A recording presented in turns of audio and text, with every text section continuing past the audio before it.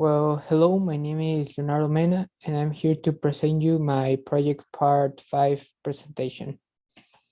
Well, I work with the Polar, and my career brought me where I am right now, and I'm very happy to be able to work with you. I have very high hopes. Well, let's start with the international world jewelry. Well, they're heading to Mexico, so there is, a lot of potential in this country for a jewelry for game company because in Mexico there is a lot of money circulating day by day. The Mexico political system. Sadly, Mexico is known for having a very bad political system, very corrupted and fragile. How would it perform in the Mexican economic system? Well, we think it's going to be a good integration because Mexico is one of the 10 countries that most produce jewelry, so they are very used to work with jewelry. Mexican legal system and government regulations to their favor. Well, in 2000, Mexico implemented a treaty with the European Union to remove the tariffs on importing, but outside the UA, the tariff for other countries are around 15% of the value of the product and 16% of taxes. The foreign investment in 2019, the stock of FDI was estimated at 628 billion US dollars. The Mexican peso, right now, the conversion from a dollar to a peso is about 20.26 Mexican pesos. The workplace in Mexico. In average, a person works around 8 hours by day. Normally, they don't have good working conditions, and there are less working rights than in other countries, for example, in the USA. Regulations. LEGEPA, Semarnap, and NOMS are foundations that make regulations and give penalties if companies don't comply with the local environmental laws. The Mexican employment practices, minimum wage, and the role of labor unions, where they make work interviews, and the minimum wage in Mexico is 141.7 pesos by a day of work, that are around $7. Well, in Mexico, the role of the labor unions is to defend and make sure that the rights and interests of the workers are being fulfilled. Free trade agreements. The Tlacan Free Trade Agreement with the European Union, European and United Association, and various free trade agreements with Nicaragua, Colombia, Venezuela, Chile, Costa Rica, Bolivia, Uruguay, North Triangle, European Union, Japan, and Israel. The Mexico trade policy relevant to that industry. Well, the normal tariff is 15% of the value of the product and 16% of taxes, but there is an exception for European Union that has an exclusive treaty with Mexico. With this treaty, Mexico removes the tariffs for the countries members of the UA. Should you enter the Mexican market? We think that yes, because Mexico has a lot of potential with the analysis that we already made, and we can firmly say that besides Mexico is not the most stabilized country, its numbers are pretty good. And when should you start? We think that right now because there is crisis and normally the costs are lower than the usual. In what scale? Well, in my opinion, IWJ should open by regions because Mexico is not very secure in some parts of the country. So if they can avoid some cities, that would be more secure for them. Which entry mode is their best fit?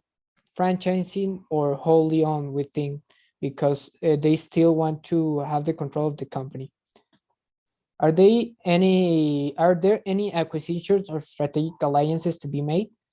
IWJ needs to make alliances with departmental stores like Palacio Hierro, Sears, or Liverpool, and with security companies to transport the jewelry in a safety way. Conclusions. With the analysis we made of the Mexican market, besides Mexico has very bad things, there is a huge potential in the big cities. And let's start with La Perona. They're headed to the USA, that is one of the global leaders and most powerful countries in the world. The United States of America is between Canada and Mexico and had around 328.2 million people living in the country. The USA political system. Obviously, in every country there is corruption, but in the United States, it's less than, for example, in Mexico, there is more transparency. How will it perform in the USA economic system? Well, the United States has the best GDP of all the world with 20.34 trillion US dollars, uh, and is one of the most or the most consumerist country in the world. And considering that in the United States there are a lot of Mexicans that consume houses, that will be very good for the company. The USA legal system and government regulations. First, you need to register to the FDA and register your hot sauce. This will require local regulations and inspections in the state and country, in this case, Mexico. All of that to obtain the license to sell hot sauce across the United States.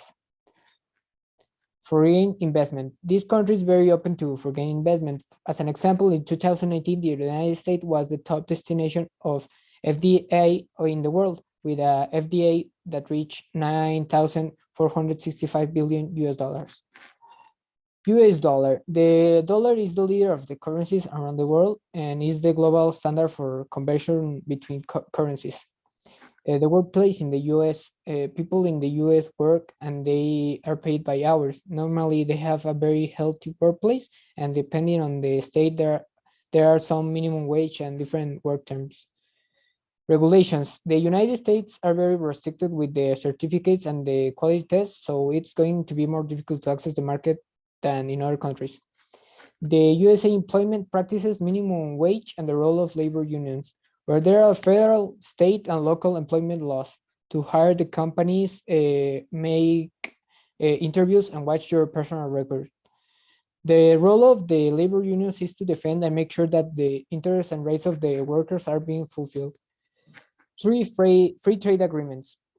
The United States has free trade agreements with 20 countries that are Australia, Bahrain, Canada, Chile, Colombia, Costa Rica, Dominican Republic, El Salvador, Guatemala, Honduras, Israel, Jordan, Korea, Mexico, Morocco, Nicaragua, Oman, Panama, Peru, Singapore, and the USMCA. USA trade policy relevant to that industry. Thanks to the USMCA, tariffs have been decreased or eliminated to reduce costs of productions and trade. Also, this trade increased the protection for workers, demanding better working conditions and more benefits. Well, should you enter the USA market? We think that yes, because there is a huge opportunity in American market, especially because there is a lot of Latin American influence in America. There are a lot of Mexicans willing to buy a very good hot sauce. And why should you start?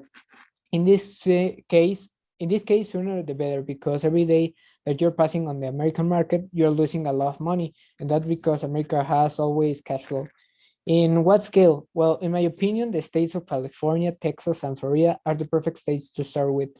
And which entry mode is the best fit? I would recommend franchising. That's the best approach, I would say, because the brand needs to build an image and find their identity.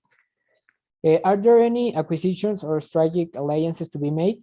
For La Perona, I would recommend that they make strategical alliances with the big supermarkets of the states like Target or Walmart. And the conclusions. Well, the state of California, Texas, and Florida are perfect to start expanding the business. La Perona needs to focus on the Latin American market by searching a way to access into the big supermarkets. And that's all. Thank you for your attention.